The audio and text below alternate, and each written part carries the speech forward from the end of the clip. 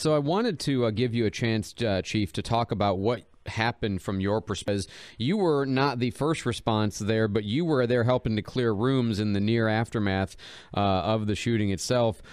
What was it like from your perspective? What did you see? What happened?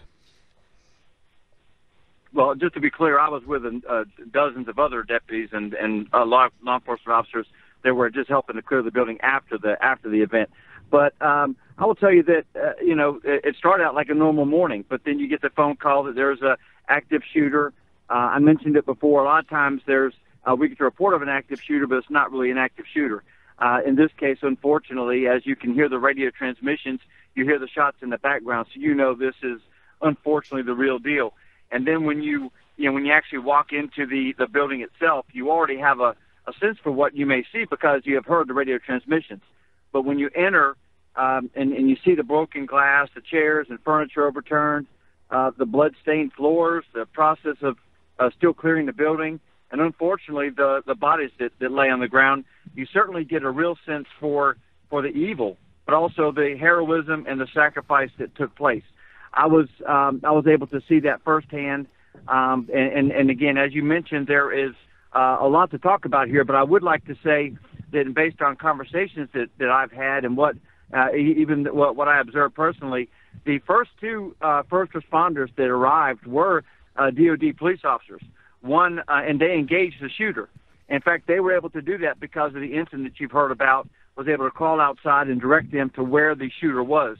And they engaged him. These first two DOD police officers engaged the shooter right inside the door, one of the DOD police officers were injured, and then they obviously had to pull back a little bit. And that's when the Escambia County Sheriff's deputies responded in force. There were at least four that responded on one end of the building, another 3 or 4 that responded in the main door, which is where the DOD officers responded, and then the shooter engaged, in a bit of a gun battle a real gun battle between our deputies, those of which were some were from traffic, some from the shifts, and our deputies were able to shoot the shooter, shoot him dead.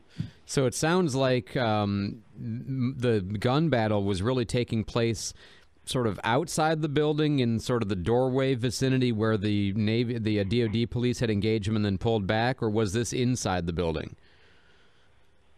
No, everything took place inside the building. Okay.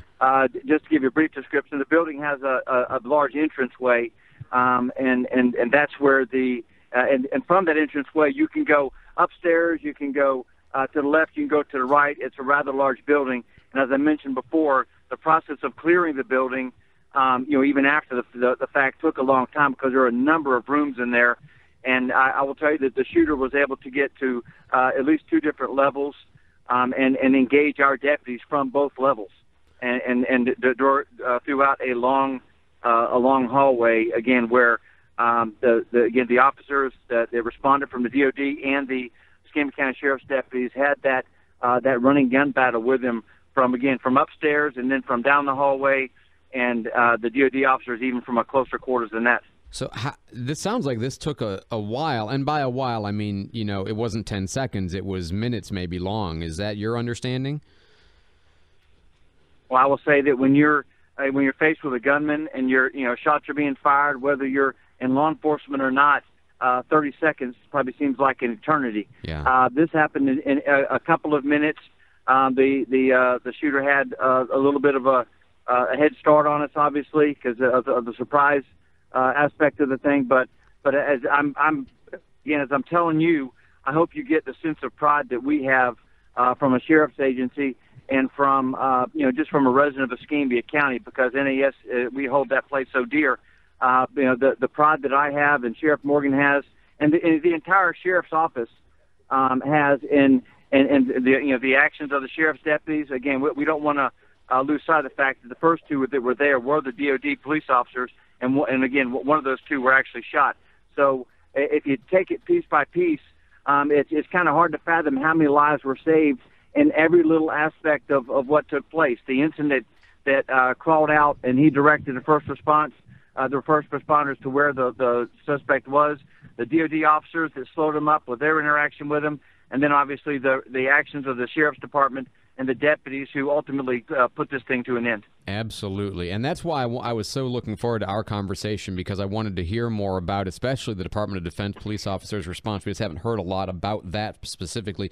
You touched on it heavily already, but this was exactly one of the things I wanted to hear about from you. Is I have heard and seen a lot of just speculation, questions, rumors, uncertainty about the role that the on-base Department of Defense police forces played in this. We, of course, talked about Charles Hogue on this station, but the question people are asking, they originally asked things like, well, why do they need help from the Escambia County Sheriff's Office? And, were they involved even if they didn't wind up taking down this murderer?